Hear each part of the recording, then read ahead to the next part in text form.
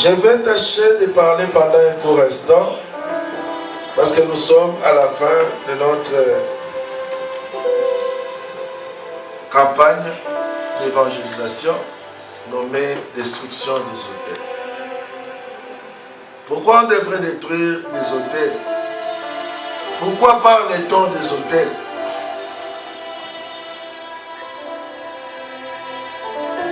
Alléluia.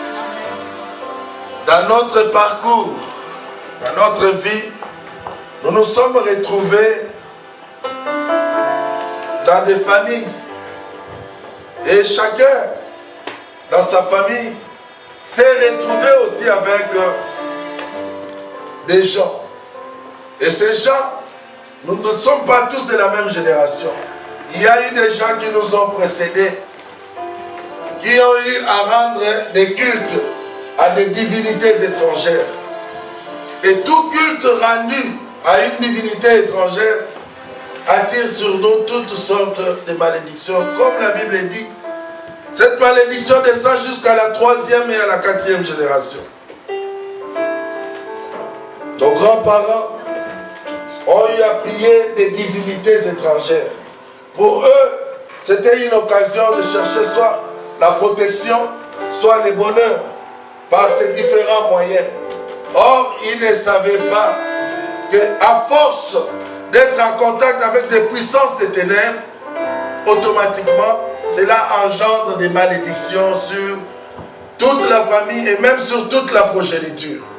Dans le Seigneur, nous devons détruire les autels, ces lieux de culte, ces hauts lieux dressés par les satanistes, par des agents du diable qui faisaient partie de nos familles, qui nous ont légué ces mauvais héritages, toutes ces malédictions. Nous devons les détruire. Nous l'avons vu avec Gédéon. Bien qu'il avait fait la rencontre avec Dieu, il a rencontré Dieu. Dieu lui a donné même des assurances. Dieu lui a confié une mission de délivrer son peuple. Mais Dieu l'a chargé aussi d'aller détruire l'autel que son père avait dressé. Il fallait détruire cet autel-là parce que c'était nécessaire, c'était une nécessité. C'est ce que nous faisons aussi. Après notre rencontre avec Dieu, après avoir cru au Seigneur, nous devons détruire les autels que nos pères, nos grands-parents ont eu à dresser. Parce que ces choses ont de mauvaises répercussions sur nous. C'est à cause de notre ruine, sans que nous les voulions. Voilà la raison de cette campagne. Alléluia. Aujourd'hui encore, nous allons parler pendant un temps. Nous allons détruire encore d'autres hôtels. Il y a des hôtels qu'on a eu à dresser pour nous, par d'autres personnes. Et il y a d'autres hôtels que nous-mêmes avons dressés. Nous allons lire un texte dans la Bible. Nous sommes dans Matthieu.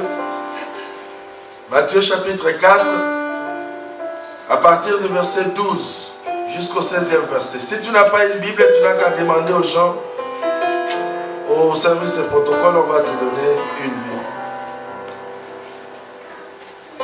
Matthieu chapitre 4, des 12 à 16.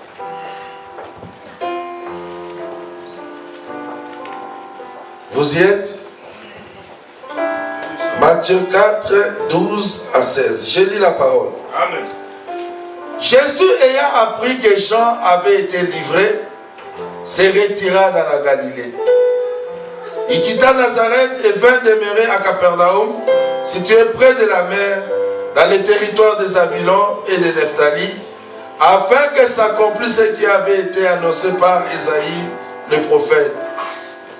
Les peuples des Zabulon et de Nephtali, de la contrée voisine de la mer, du pays au-delà du Jourdain et de la Galilée des gentils, ce peuple assis dans les ténèbres a vu une grande lumière.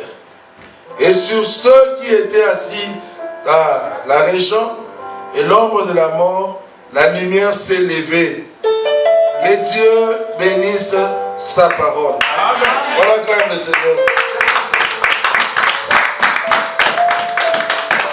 Amen. Amen. Étant lui-même le maître des temps et des circonstances, la Bible dit, dès qu'il avait appris que Jean avait été livré, automatiquement il se retira dans la Galilée. Toutes ces marches étaient bien programmées. Il ne faisait rien au hasard, Jésus. Il attendait seulement cette nouvelle pour qu'il comprenne que le moment est venu où il faut qu'il aille en Galilée accomplir une prophétie. Lui-même étant le maître des temps et des circonstances, il s'est servi de cette circonstance-là, de la mort de Jean, pour venir maintenant en Galilée. Alléluia. Amen. Les raisons qui peuvent militer pour que nous puissions venir au Seigneur peuvent être multiples. Il y a certaines circonstances, certaines situations qui nous ont choqués, qui nous ont bouleversés. Ça peut être une maladie, ça peut être le décès d'une personne importante de la famille, ça peut être une déception, Ça peut être une situation misérable, un problème qui nous rongeait. Toutes ces raisons peuvent militer pour que nous puissions nous aussi venir chercher la face de Dieu. Chacun en venant au Seigneur a une raison qui le pousse à venir chercher la face de Dieu. Mais au-delà de toutes nos raisons, bien-aimés, il y a des choses que Dieu a prévues pour nous. Non seulement qu'il nous accorde d'abord le salut, mais il prévoit aussi d'accomplir ses promesses dans nos vies, sur tous les domaines de nos vies. Mais ici nous voyons Jésus qui avait attendu juste la mort des gens pour qu'il se retire dans cette région de Galilée. Quand il s'est retiré de là, il est venu accomplir ce que les prophètes avaient prédit. Aujourd'hui, il y a une parole de l'Écriture qui va aussi s'accomplir sur toi. Il y a une parole de l'Écriture qui doit s'accomplir sur toi. Qu'est-ce que les prophètes avaient prédit? Ésaïe avait dit, la Bible dit, il quitta Nazareth au verset 13 et vint demeurer à Capernaum, situé près de la mer, dans les territoires de Zabulon et de Nephtali, afin que s'accomplisse ce qui était annoncé par le prophète Ésaïe. Les peuples de Zabulon et de Nephtali, de la contrée voisine de la mer, du pays au-delà du Jourdain et de la Galilée des gentils, ce peuple assis dans les ténèbres a vu une grande lumière. Jésus se sert de cette circonstance, de cette croisade, pour venir vers toi. Il a vu que assez longtemps, tu es resté dans les ténèbres. Quand quelqu'un demeure dans les ténèbres, il a du mal à voir clair. Il a des difficultés pour voir la lumière. Même dans sa marche, il t'attend parce qu'il est dans les ténèbres. Les ténèbres représentent aussi tout un monde. Nous l'appelons le monde des ténèbres. C'est un monde bien organisé et qui a pour chef Satan, le diable. Il a bien réparti ses activités et même ses agents et ses démons. Dans tous les aspects de la vie de l'homme, Satan a placé au moins des esprits méchants pour conditionner la vie de l'homme. À la mer, il y a des esprits qui agissent là-bas. Il y a des sirènes des eaux. Il y a des monstres marins. Toute forme de démons dans la mer là-bas. C'est pourquoi vous remarquerez des gens qui habitent souvent le long des rivières, des océans, des mers, se caractérisent souvent par les démons de légèreté, les démons de prostitution. Ces esprits-là qui habitent la mer, qui s'occupent spécialement de la séduction, ces esprits agissent sur les gens qui vivent le long de la mer. Les ténèbres se manifestent sous plusieurs formes. Et dans leur manifestation, nous le remarquons à partir de la manière dont les hommes s'écartent, s'éloignent davantage de Dieu par leur conduite. C'est le péché qui caractérise certains peuples, certaines tribus, qui nous permettent d'identifier réellement une activité du monde des ténèbres. La plupart des gens qui vivent près de la mer, près des eaux, se caractérisent par les péchés du sexe. Ce péché a commencé depuis, nous l'avons vu, depuis le temps ancien. Du temps de Noé, la Bible dit, lorsque les fils de Dieu virent que les filles des hommes étaient belles,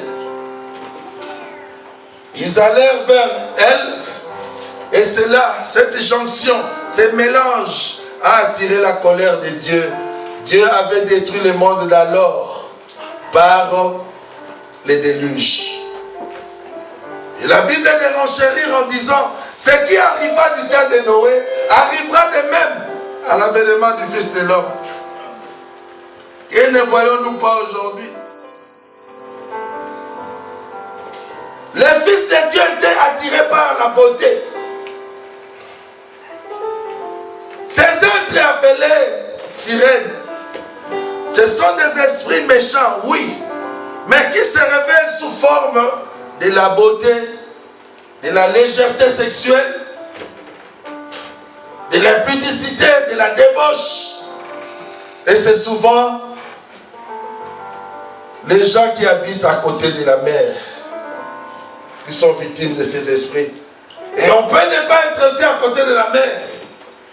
Mais les démons là, s'ils sont envoyés par un agent du diable vers vous, ces démons-là vont vous ronger. Beaucoup aujourd'hui se retrouvent dans ces péchés. On peut présenter de l'argent à quelqu'un, il peut fuir facilement, il peut éviter de voler, il peut éviter de voler la nourriture, les vêtements et consorts. Mais face au sexe, l'homme est souvent coincé. Les péchés du sexe. Que ne voyons-nous pas aujourd'hui? Il y a la dépravation des mœurs. Ce qui était mal hier est devenu bien aujourd'hui. Vous savez tout ce qu'on dit aujourd'hui avec la théorie du genre. Quelqu'un peut se réclamer femme tout en étant homme. On veut reconnaître cette liberté. Les hommes préfèrent se marier avec leurs semblables. Les femmes pareilles. Que ne voyons-nous pas aujourd'hui du point de vue sexuel? Les démons sont à l'œuvre. Le monde des ténèbres est en train d'agir. Il nous faut une lumière en ce temps ici pour que les gens soient éclairés. Beaucoup demeurent encore dans les ténèbres. Le diable vient obscurcir l'intelligence de l'homme afin de lui rendre incapable de déceler ses œuvres. Alléluia. C'est ce que Ephésiens 4 nous dit. Il vient obscurcir l'intelligence de l'homme. Quand tu as du mal à distinguer les biens du mal, tu es sous le coup d'envoûtement. Amen. Amen. Quand tu ne parviens plus à mesurer les dangers de tes actes, tu poses des actes de manière irréfléchie, bien aimé, tu es foncièrement envoûté. Du temps de Noé, c'était pareil. Les hommes, les enfants de Dieu, se sont fait attirer par la beauté. De nos jours, c'est rare de voir une fille laide. Toutes les filles sont devenues jolies.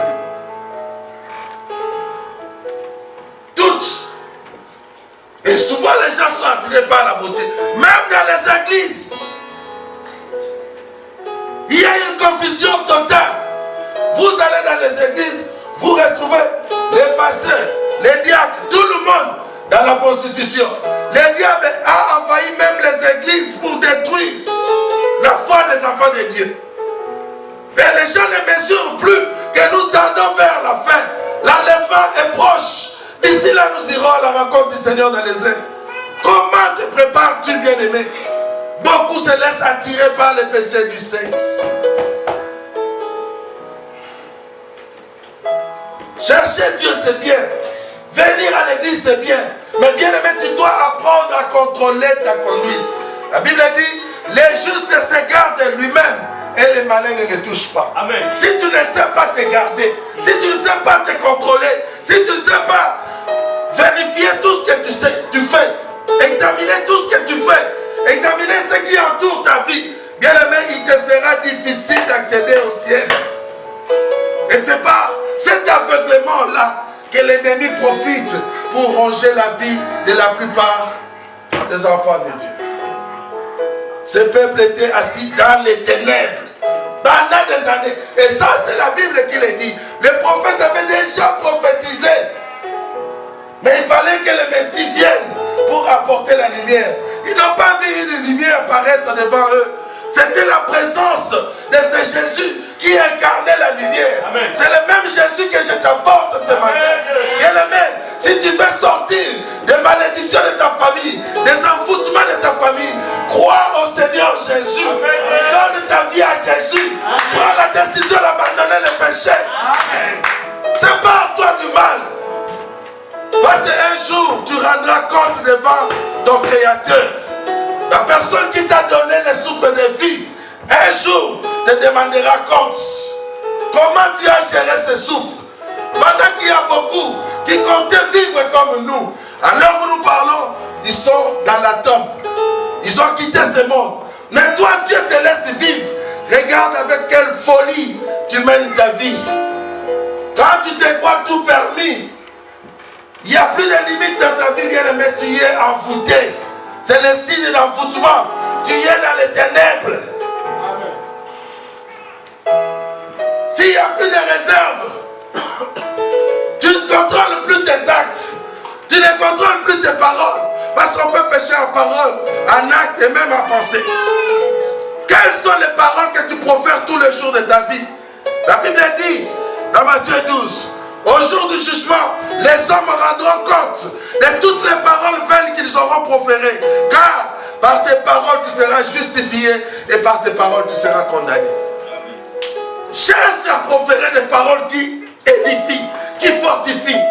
Combien de gens tu as égaré avec tes propos? Comment tu te laisses utiliser tout le temps par le diable? Beaucoup de gens qui demeurent dans les ténèbres, on voit leur langue liée par Satan. Ils ne profèrent rien de bien. Toujours des choses qui égarent. Toujours des choses qui détruisent la vie des autres. Combien de fois tu as induit les gens en erreur par tes paroles? Tu as conduit les gens vers le marabout pour se faire envoûter. Ces gens-là ne sont pas de Dieu. À chaque fois que tu es en contact avec un agent du diable qui évoque tes démons, ces démons commencent d'abord par t'envoûter. Tu croiras te séparer avec les marabouts ou l'agent du diable. Or, les démons sont déjà en toi. Or, la présence des démons en toi, c'est pour ta ruine. Jean 10 nous dit, les voleurs ne viennent que pour dérober, égorger et détruire. Ils sont là pour détruire ta vie. C'est pourquoi vous remarquerez beaucoup de blocages, des tâtonnements, des échecs, des complications dans votre vie. Quelque part, il faut vous questionner. Est-ce que vous n'étiez pas en contact avec des esprits méchants? Vous-même, ou soit les gens qui ont servi les diables, ne vous ont-ils pas envoyé des démons pour qu'ils vous compliquent l'existence? Ce sont là des grandes questions qu'il faut nous poser. Ces peuples étaient assis dans les ténèbres. Des complications.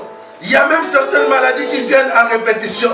Après chaque 6 ans, 5 ans, ça réapparaît. Tu croiras que c'est normal. C'est dans le cadre du fonctionnement normal de ton corps. C'est les démons qui font ça. Dieu ne t'a pas envoyé dans ce monde pour souffrir. Il ne t'a pas envoyé dans ce monde pour souffrir, bien-aimé. Jésus t'a envoyé dans ce monde pour que tu vives ses promesses. Pour que tu vives ses promesses.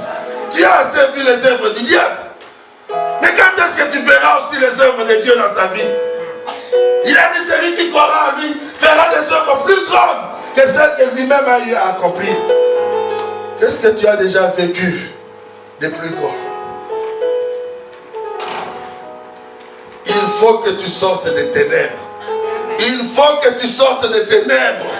Il faut que tu sortes des ténèbres. Tu es comme ce peuple de Zabulon et de Nephtali. Ces peuples étaient assis dans les ténèbres, dans l'ombre de la mort. Combien de fois tu n'as pas échappé à la mort? Tu as raté des accidents. Tu étais même dans les comas une fois. À chaque fois que tu as subi des interventions chirurgicales, c'était presque à la limite de la mort. Toi, tu frôles toujours, tu flirtes toujours avec la mort à tout moment. Bien aimé, tu ne peux pas continuer à mener ta vie comme ça. Les gens qui sont dans les ténèbres ne savent plus distinguer le bien du mal. Tu peux être là en train de vivre avec un homme ou une femme de nuit. L'un d'eux me disait, pasteur, au lieu d'aller me prostituer là-bas, au lieu d'aller me prostituer, autant que je reste avec cet homme que je ne connais pas. vient toutes les nuits. On fait ce qu'on a à faire. Et puis il s'en va. L'intelligence est liée. Comment tu peux admettre pareille chose? Comment tu peux accepter pareille chose? Alléluia. Amen. Tu ne peux pas trouver ça normal. Si tu vois un homme ou une femme la nuit qui vient s'accoupler avec toi, ce n'est pas un homme de Dieu. Ce n'est pas la volonté de Dieu. C'est un démon qui vient faire cela. Nous avons besoin des hommes du jour, hein, qui viennent là pour t'épouser au grand jour devant tout le monde. On n'a pas besoin de quelqu'un qui vienne la nuit. Tu ne peux pas trouver cela normal. Alléluia. Amen. Ce peuple était assis dans l'ombre de la mort, dans les ténèbres. C'était un peuple qui restait près de la mer. Alléluia. Alléluia. Il y avait un frère comme ça qui me disait toujours, pasteur, je ne sais pas si, à chaque fois que je passe à côté des eaux, n'importe quel lac, rivière ou quoi, je suis toujours dans la joie. Je suis allé chez les prophètes et consorts, ils m'ont dit en tout cas, l'eau c'est la vie, l'eau c'est la bénédiction. Voilà pourquoi tu es dans la joie quand tu vois l'eau. Il était déçu de la réponse que je lui ai donnée. Il peut rester longtemps en train de regarder, surtout la scène ici. Il regarde la scène, il est très content. Quand il est venu me poser la même question, Dieu me dit, on a bloqué toute leur famille dans les eaux. Alors quand ils retrouvent leur lieu d'habitation, c'est normal qu'ils soient dans la joie. Spirituellement, toute la famille est liée. Ils ont l'esprit de l'hippopotame.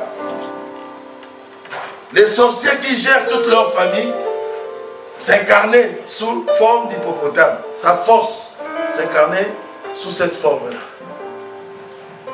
Et lui, quand il voit leur lieu d'habitation, il ne pouvait qu'être dans la joie.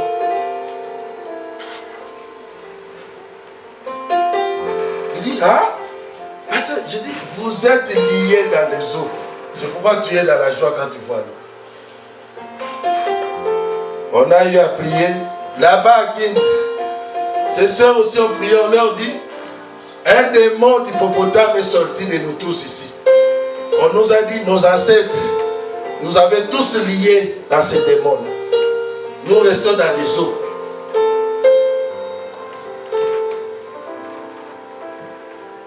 Qu'est-ce qui caractérise ta vie? Quel genre de rêve tu fais toute ta vie durant? Pourquoi tu es toujours dans la méchanceté? Pourquoi tu es toujours dans les vols? Tu es toujours dans l'impudicité, dans la débauche.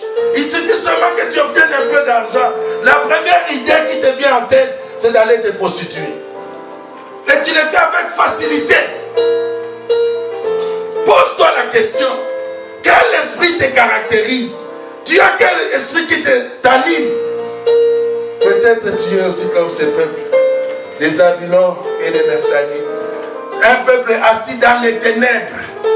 Pendant des années, il fallait que le Fils de l'homme, l'homme de Galilée, puisse venir dans ces villes-là, les deux, pour venir libérer ce peuple.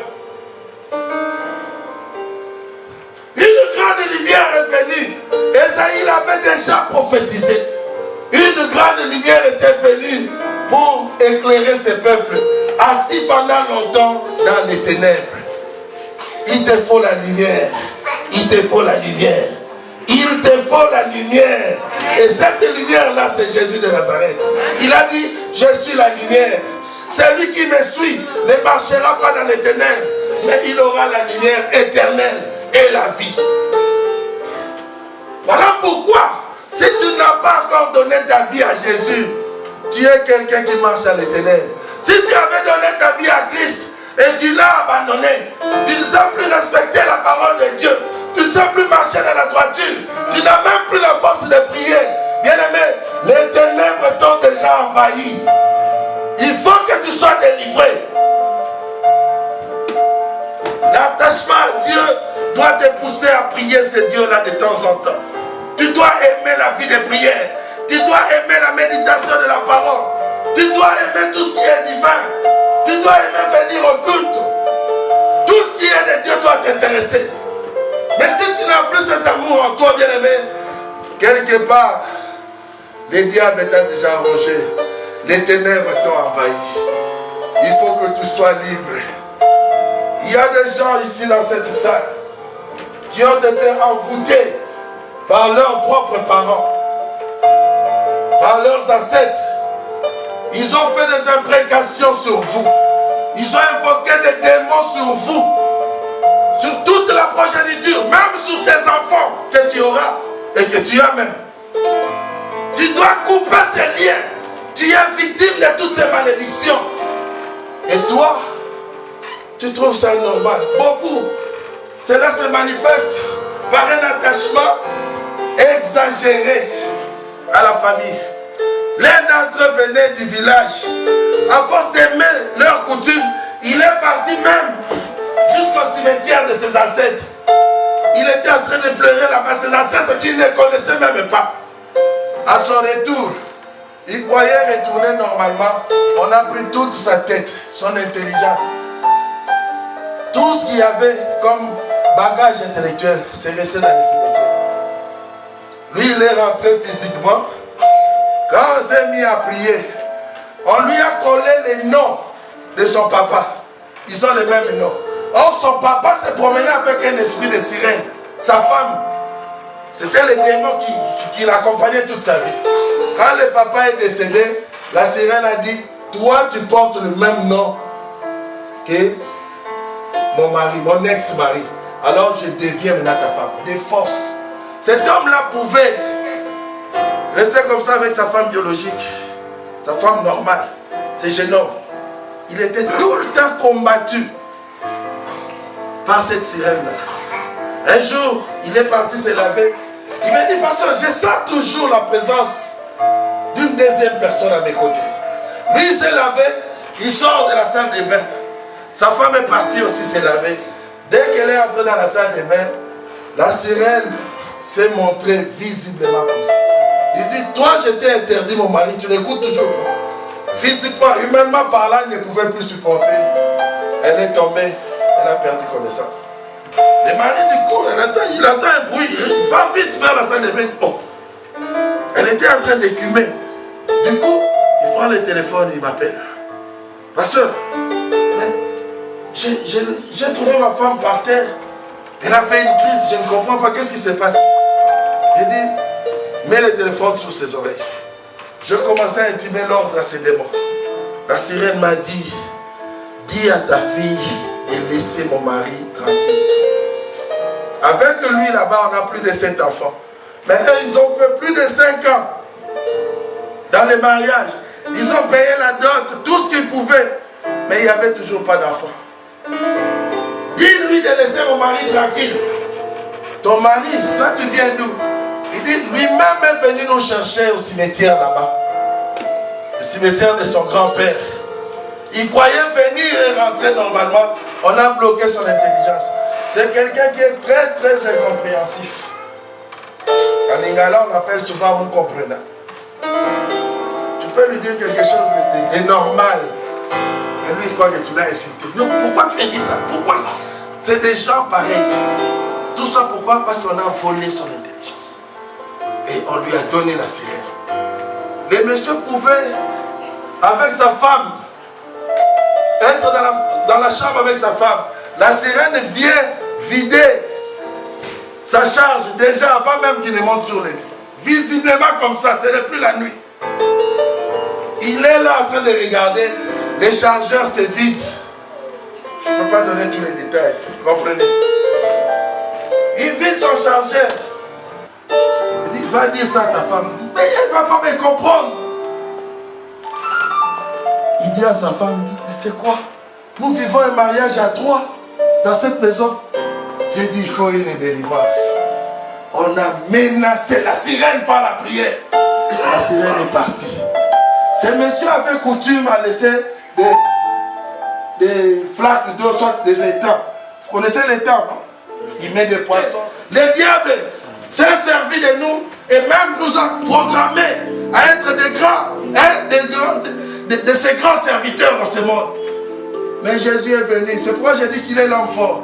Il nous a retirés d'entre les mains du diable.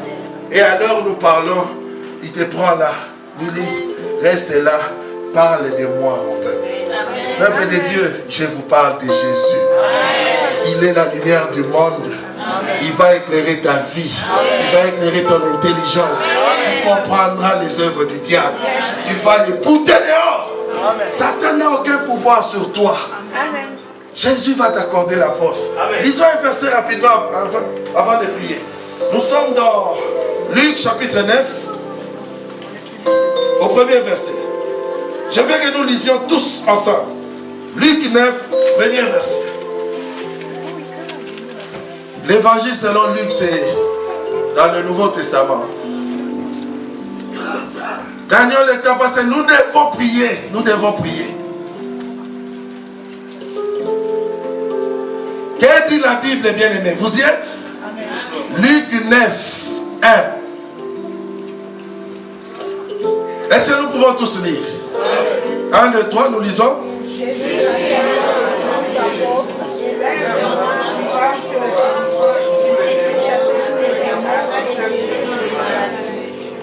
Il nous a parlé de 3 choses. La force, le pouvoir et quoi? La puissance. Ces choses-là sont à toi. Tu dois exercer cela sur les démons et même sur toute maladie qui ronge ta vie. Il y a même certaines maladies qui sont démoniaques. C'est un démon qui vient t'imposer la maladie jusqu'à te conduire à la mort. Tu dois refuser ces choses. Voilà pourquoi, bien-aimés, nous devons être en accord avec Jésus pour avoir la victoire sur Satan. Nous devons nous attacher à la lumière pour vaincre les ténèbres. Nous devons nous attacher à Jésus pour fuir les péchés. Quand nous parlons du monde, c'est le système que le diable a mis en place pour contenir l'homme, pour maintenir l'homme sous sa domination. Que l'homme, directement ou indirectement, soit là en train de servir le diable. Par ta conduite, tu peux être là en train de servir le diable. Regarde ce que tu fais tous les jours de ta vie. Regarde. Dans 1 Corinthiens chapitre 10, verset 31, la Bible nous dit, soit donc que nous mangions, soit donc que nous buvions, soit que nous fassions quelque autre chose, faites tout pour la gloire de Dieu. Est-ce que dans tout ce que toi tu fais, tu es glorifié?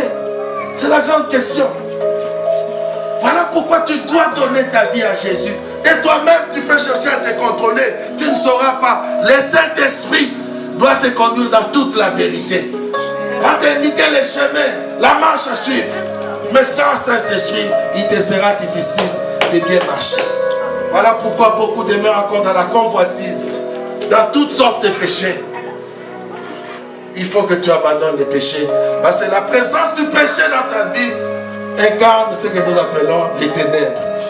Tu dois sortir des ténèbres. Lèvons-nous là où nous sommes.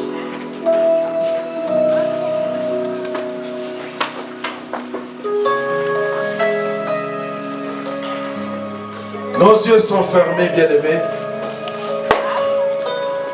Nos yeux sont fermés. Si tu as réellement envie de donner ta vie à Jésus, si tu as réellement envie de venir dans cette lumière de Jésus, lève-toi là où tu es. Viens ici devant, nous allons prier Dieu. Depuis que tu existes, tu n'as jamais pris la décision de suivre Jésus toute ta vie durant. Tu vas dans les églises. Tu vas aussi prier Dieu. Tu as même ta Bible. Mais tu n'as pas un engagement ferme avec ce Jésus. Des fois tu es à l'église. En même temps tu es dans des boîtes de nuit.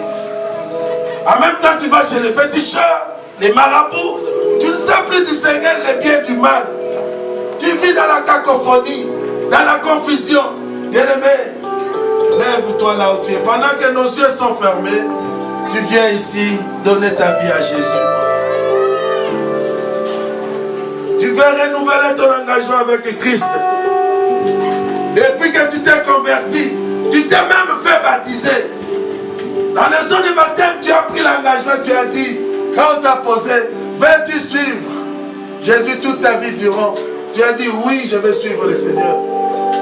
Mais à l'heure où nous parlons, tu ne le suis plus. Tu ne le suis plus, bien-aimé. Viens renouveler ton engagement. Nous ne savons pas ce que la fin de cette année nous réserve.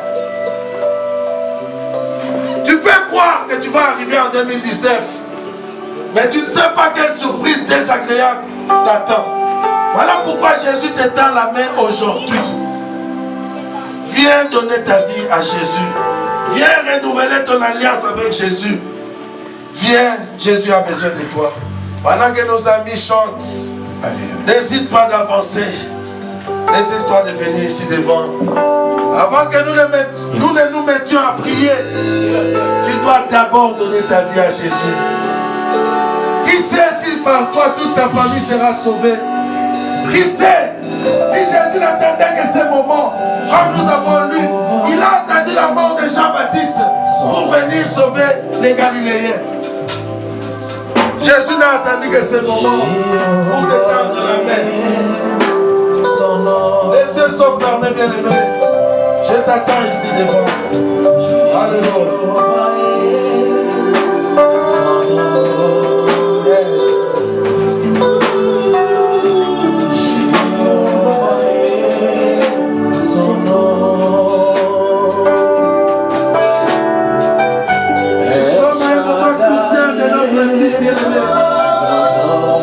C'est un moment crucial où tu dois savoir prendre la bonne décision.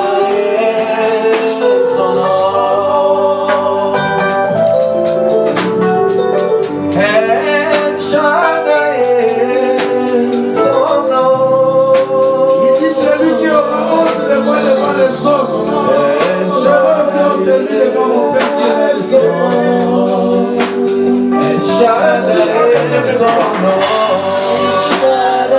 Jésus va te faire sortir de tes ténèbres.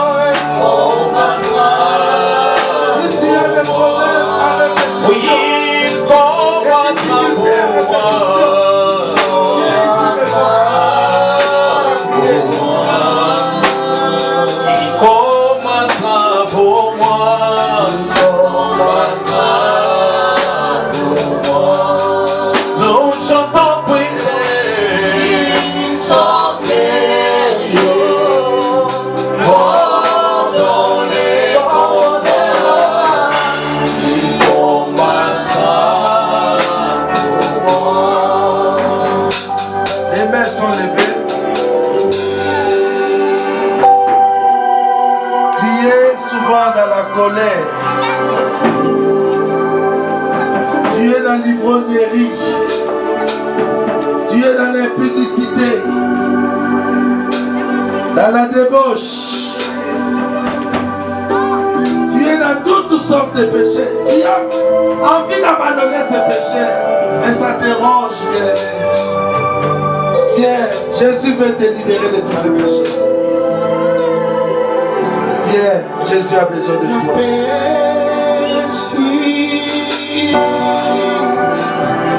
Et l'ombre du Tout-Puissant nous couvre tous ensemble là. Élève tes mains là où tu es. Commence à implorer la miséricorde de Dieu sur toi. Demande pardon à Dieu pour tous tes péchés. Demande pardon à Dieu pour tout ce que tu as commis comme péché. Commence à lui demander pardon. Il est là pour te pardonner. Demande pardon, même pour qui est vraiment. Et tout le monde demande pardon à Dieu.